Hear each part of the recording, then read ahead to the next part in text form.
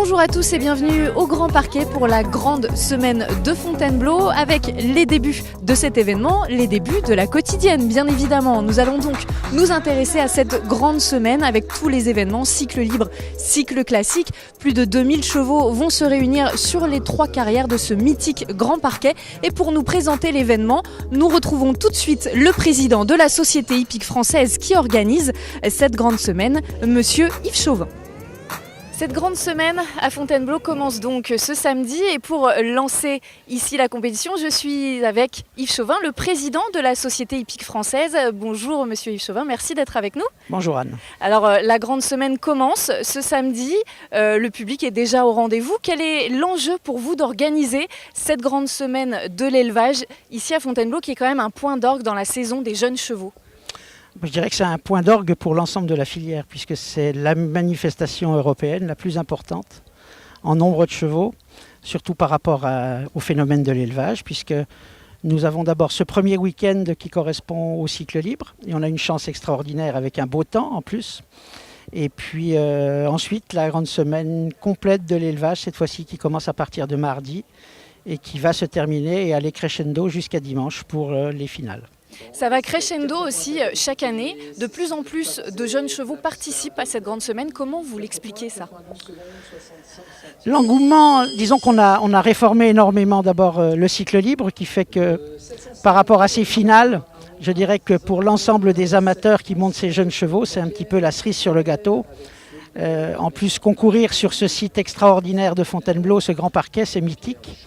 Et donc c'est vrai que beaucoup de personnes sont très motivées pour pouvoir venir participer à ces finales. Alors le cycle libre, c'est environ 700 chevaux. En tout, il y aura 2000 chevaux qui vont participer cette semaine au cycle libre, cycle classique et divers événements d'élevage qu'il y aura aussi autour de toutes ces compétitions. Le cycle libre, c'est pour réunir des amateurs cavaliers. En quoi est-ce important de les réunir ?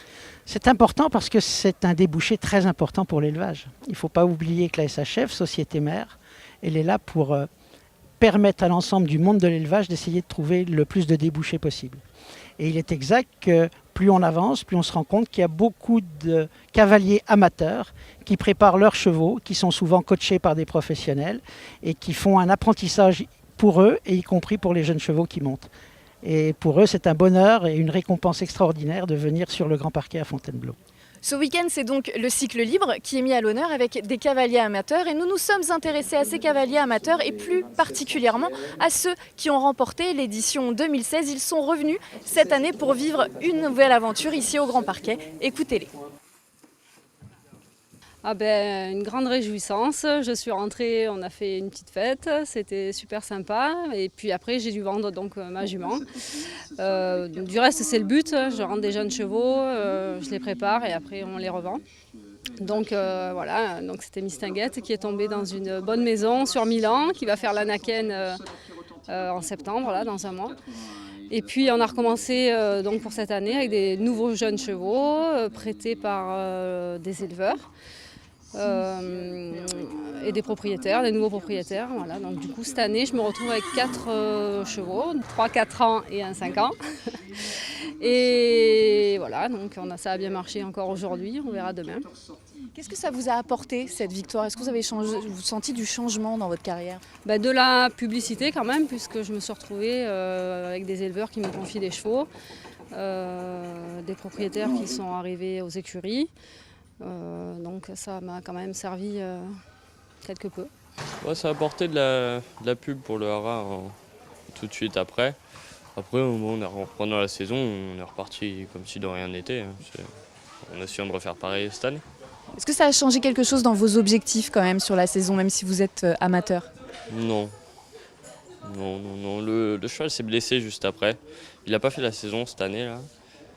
Il va reprendre le travail là bientôt. Après, moi je travaille dans un hara. On a essayé de refaire la même chose avec les autres chevaux, mais sinon ça n'a pas changé vraiment les objectifs.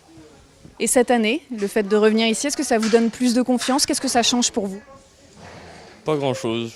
Non, refaire pareil ce serait bien. Après on verra bien. Si ça se fait, c'est bien. Sinon, tant pis. Là on revient avec les classiques aussi la semaine prochaine, un 4 ans, un 5 ans.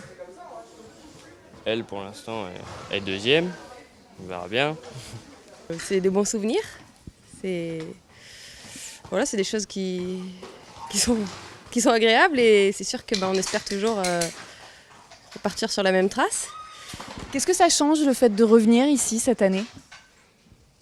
Bon, ça change pas grand-chose. C'est des chevaux que j'ai au travail qui sont donc à mon patron et ça fait plaisir de les requalifier et de pouvoir faire voir l'élevage et ses chevaux. En un an, comment vous avez évolué? Est-ce que vous avez senti une différence après Fontainebleau l'année dernière et aujourd'hui? Oui, parce que depuis que je suis chez Denis Troussier, j'ai beaucoup évolué et tous les jours, c'est un travail de longue haleine et il nous oblige à être toujours plus rigoureux que les fois précédentes. Vous avez justement des objectifs particuliers cette année? Continuer sur cette lancée et continuer à m'améliorer et à valoriser ses chevaux. C'est donc le cycle classique qui va venir remplacer le cycle libre à partir de mardi, ici, sur cette grande semaine de Fontainebleau. Le cycle classique, c'est un autre engouement, c'est encore différent, puisque là, on s'intéresse aux professionnels. Comment vous voyez aussi cet engouement vis-à-vis des éleveurs et des propriétaires? Le problème actuel, c'est que pour que vous puissiez commercialiser un cheval, ce cheval a besoin d'une éducation. Et cette éducation lui est donnée à partir de l'âge de 3 ans par le débourrage, puisque ici on accueille en plus les championnats selle français des 3 ans femelles. Et ensuite, vous avez toute une éducation à l'âge de 4 ans, 5 ans, 6 ans. L'ASHF, son rôle, c'est justement d'organiser un circuit durant toute l'année pour former ces jeunes chevaux avec une couverture territoriale assez importante, puisque nous organisons à peu près 1700 concours globalement sur l'ensemble du territoire. Donc on a une couverture nationale qui est très importante. Ensuite des finales interrégionales et ensuite ces finales nationales qui se déroulent et qui commencent à partir du mardi avec déjà une sélection très importante puisqu'elle représente guère plus de 10% à peu près du cheptel logique qui naît en France chaque année. La France qui a donc un niveau au sein de l'Europe qui est aussi très important, meilleur que certains de ses pays voisins. Le championnat de France des jeunes chevaux de 7 ans révèle parfaitement aussi cette force qu'a la France avec les jeunes chevaux.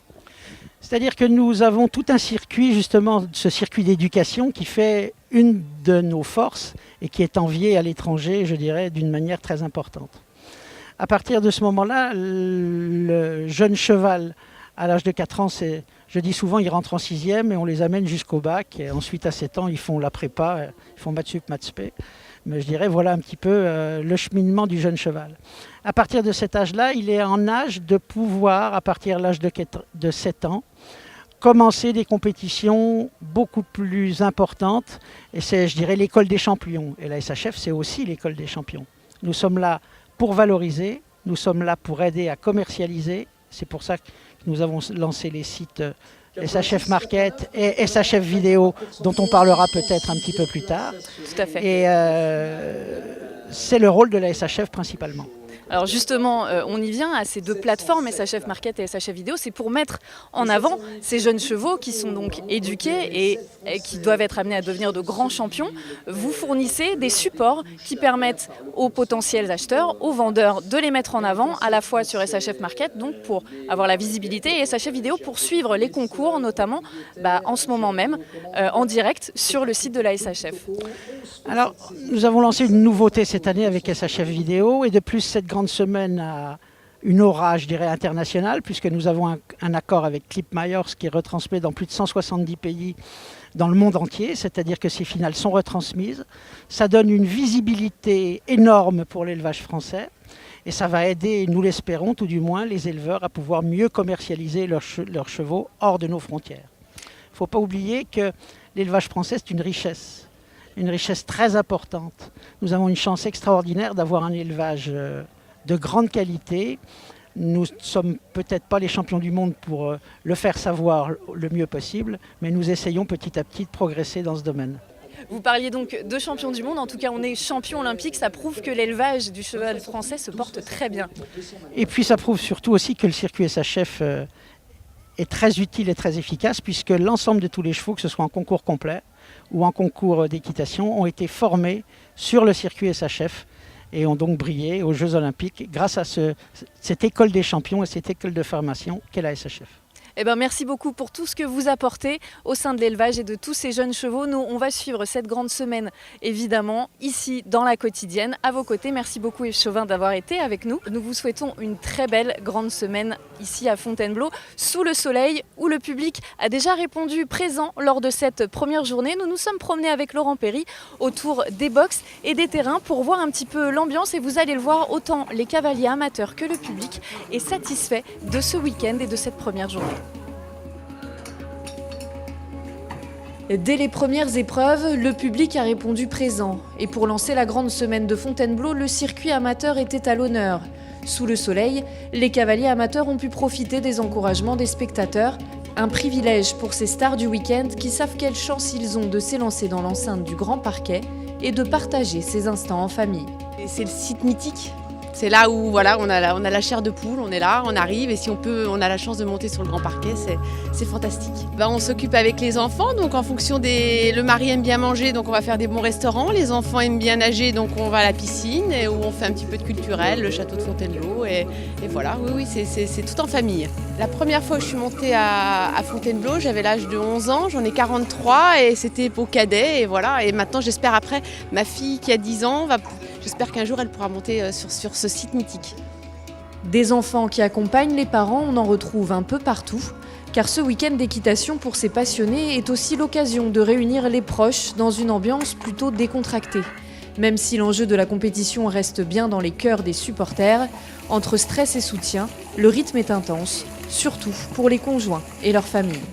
On n'a pas vu passer la journée puisqu'en plus il a une de ses collègues qui va passer tout à l'heure, là, dans 1 heure. Donc on a un peu le stress toute la journée parce que voilà, ils étaient 2 et qu'on le vit intensément pour tous les 2. Moi je suis le beau-frère du cavalier et je suis la mascotte officielle parce que chaque fois que je vais le voir sur un concours, il finit classé. Cela dit, c'est pas un concours habituel, je n'étais pas habitué à avoir une manifestation avec autant d'engagés sur des épreuves. Là c'est vrai que ça prend toute la journée. Et quand vient le soir, l'heure est à la détente, autant pour les chevaux que pour les participants.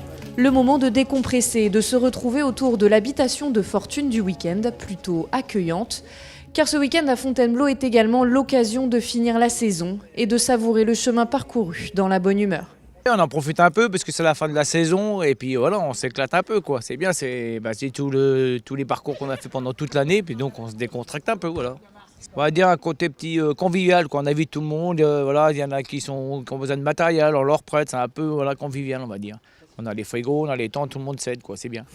Dans la magie d'un lieu mythique, chevaux, public et cavaliers profitent d'un week-end de compétition, pas comme les autres.